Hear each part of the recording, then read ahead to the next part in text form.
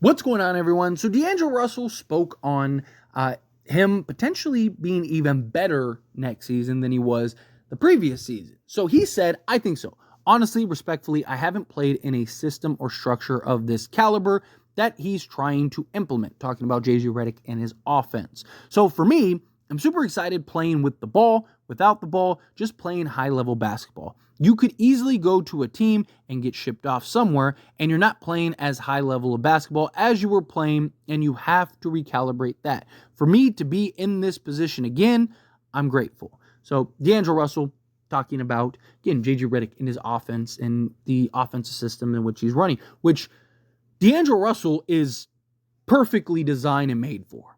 A guy that is a movement shooter, can catch, shoot, want to shoot high volume threes. They want to get 40 plus threes off. Right? D'Angelo Russell is our best high volume 3-point shooter, and he's done it with efficiency. I mean, you look at the last 2 years with the Lakers, he has shot 41% on 6.5 attempts and 7.2 attempts. So this is a guy that you probably want to get up to 8 or 9 attempts, if not maybe 10. And if he can maintain, even if he's not 41%, say he's 38, 39%, this is a guy that could potentially get up to 20 points a game. Again, he was 18-6. He set the Lakers 3-point record, right? Like, this guy is a guy that can score and make plays, right? Is he perfect? Does he have his flaws? Absolutely. Is there concerns about the playoffs and whatnot? Absolutely, right? But you, need to have a winning record during the regular season to even get to the playoffs, right? Like, you worry about the playoffs when you get to the playoffs. Because if you miss the playoffs, then who cares how D'Lo is in the playoffs? Because you're not even in the playoffs, right?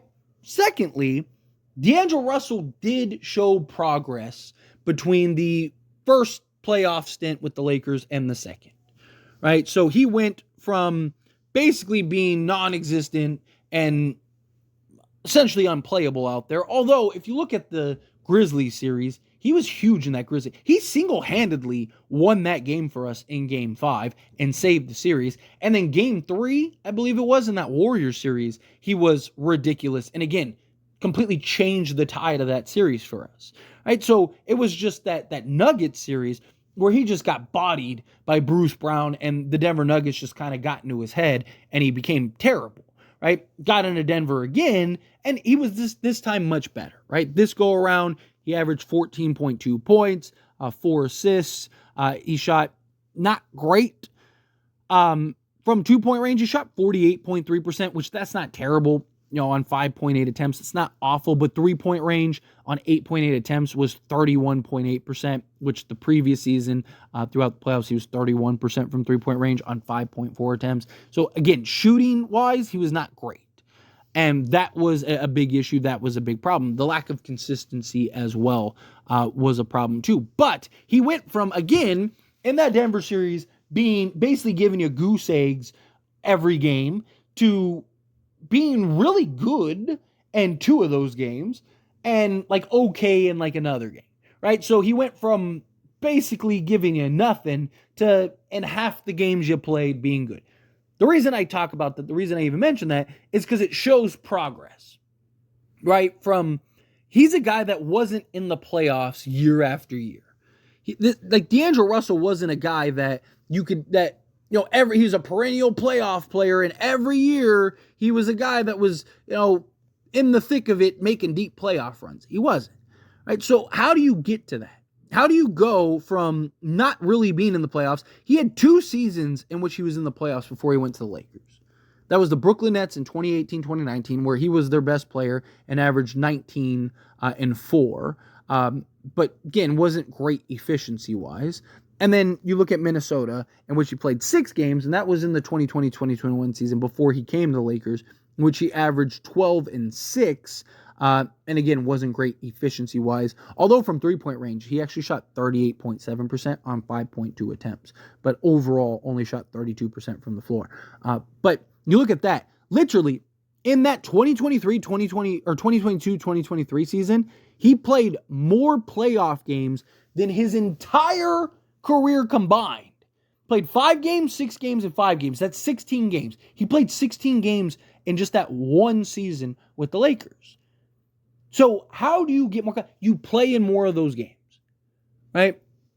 Also, your coach, when you're struggling, puts you in better position to kind of get more comfortable out there, right? Like, instead of just having you, like, what you're doing is not working, so why would I keep having you do what you're doing? Let's put you in a different spot. Let's put you in a different place. Let's try to get you in the best position possible to see the ball start going in, right? Maybe you're having him as a movement, as the roll man, or maybe you're putting him in different spots on the court and you're asking him to maybe pull up in like a pick and pop action or something rather than, jacking up threes. Like, let's try to get you closer. Your 3-point shot is a fall. Let's get you to set up some play designs to where you're getting some easy drives to the basket and, you knock down, you rattle off 6 straight points. And maybe that builds some confidence and rattles you into your 3-point shot. Like, things like that. Putting you in better position for success rather than just like, oh, I'm just going to leave you out there to dry. Right? Like, and look, it's on D'Angelo Russell. If I'm being fair, right? It should be coaches shouldn't have to do that regularly. It's one thing if it's a game or something like that. So look, I'm not trying to absolve D'Angelo Russell, but I'm saying like JJ Redick, I believe, will do different things with D'Lo if he's struggling. And that'll be the difference. Right? If D'Lo gets into the playoffs and he continues his playoff struggles, I don't think JJ Redick is just going to sit on his hands, keep his hands in his pockets, and not do anything with D'Lo, right? And it's like, well, D'Lo needs to figure it out. I don't think that'll happen. I think what'll happen is JJ Redick will try to slot D'Lo in different areas and run different actions for him to put him in better spots to have success. That's what I think. But look, D'Angelo Russell is our best playmaker, not named LeBron James, and he's our best 3-point shooter. Like, on the team, our best 3-point shooter. And this is a team that wants to shoot a bunch of threes. This is a team that wants to be, at 40 threes a game. You need guys like D'Angelo Russell on this team. Now, look, I'm not saying you don't trade D'Lo. I'm not saying, like, if something comes along, sure. Right? Like, again, I don't think anybody on this roster outside of LeBron James and Anthony Davis is untouchable. I don't think anyone should be untradeable. Right? D'Lo definitely has his flaws. Right? Defensively, he can be a liability. There's times where he has good defensive sequences. There's times where he's really getting after it defensively, but it is few and far between, right? So defensively, he needs to do a much better job. When he's having bad games, he just completely, everything, you can just see the shift. You can see him almost check out at times, right? Like, and he's even talked about how, like, he needs to be more professional. He needs to be those things, right? Like, and a lot of it is on his shoulders. Right? Look, he's far from a perfect player. He can be inconsistent, doesn't really play defense. He's kind of a redundant fit alongside Austin Reeves. Although Austin Reeves, unless he remembers how to shoot the basketball, D'Angelo Russell, you might have to end up trading Reeves over D'Lo. Right? Because D'Lo, again, is the better playmaker. He's the better shooter. But if you're going to trade D'Lo, you need to have that offset shooting. If Reeves is giving you 20% from 3-point, I don't even think he's shooting that much right now. Now, look, I'm not saying that Reeves can't turn it around. I'm not saying that he won't. But it's just something that you got to kind of keep an eye on. That's why you have these next 20, 30 games of the regular season kind of evaluate. If the right deal comes along for D'Lo, you trade D'Lo. Right? D'Lo's good. I like what he does and his fit with this. And I think he's going to be very good under JJ Redick. I actually think D'Lo's right. I think he's going to have a better season. He made a lot of threes. I also think he's going to be in kind of a bit of a different role. And I could see him kind of being more responsible for playmaking. However, I do think D'Lo is really going to thrive and shine under JJ. But there is still the playoff concerns. There are still, we have specific needs and fits that you need. Right? Like, if you can solve that by trading D'Lo, then you do that. Right? But JJ Redick wants D'Lo to have a contract year, a career year. Right? D'Lo has had nothing but praise for JJ Redick. D'Lo and Darvin Ham just did not get along, did not see eye to eye. The vibe and shift alone can go a long way, right? When you have, JJ Redick talked about how D'Lo was the guy he talked to more than anybody this offseason. JJ Redick has had high praises for D'Lo and has talked so highly of D'Lo and what he expects from D'Lo. D'Lo has talked so highly of JJ. You can see the relationship and dynamic is just far different from Darvin Ham. That can go a long way. Don't underestimate that. The value of just good spirits having a coach that believes in you, and even when you're struggling, isn't throwing you under the bus, is defending you, has your back, right? JJ Redick was a player, and he was a guy like shoot high volume threes, knocked out. Like, he can relate, he gets it. He wasn't a star, he wasn't this, he was a high end role player, designated shooter type, right? Like, he can connect to D'Angelo Russell in ways that Darvin Ham I just don't think can, right? But we'll see how it goes, we'll see how it plays out. But anyway, as always, this is a discussion, and I pass a question on you. Let me know your thoughts and opinions down in the comments below. What do you think? How do you feel? What are your thoughts?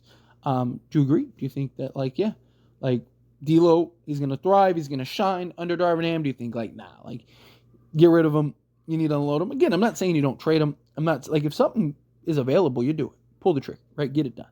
But if he plays well and he has a real good season, again, you have to win regular season games to make the playoffs, right? D'Lo's concerns about the playoffs are a real thing. Don't get me wrong. That's definitely concerning. However, if you don't make the playoffs, then who cares what D'Lo's going to be in the playoffs? So use D'Lo as a way to allow him to help get you where you need to go. But anyway, as always, this is a discussion, and I pass a question on you. Let me know your thoughts and opinions down in the comments below. What do you think? How do you feel? What are your thoughts? That being said, if you haven't liked this video, hit that like button. Helps me a lot. So we enjoy these types of videos, and I truly appreciate it. Not subscribe to the channel, hit that subscribe button. Turn on the bell notifications. Appreciate y'all. See you in the next one. Thank you.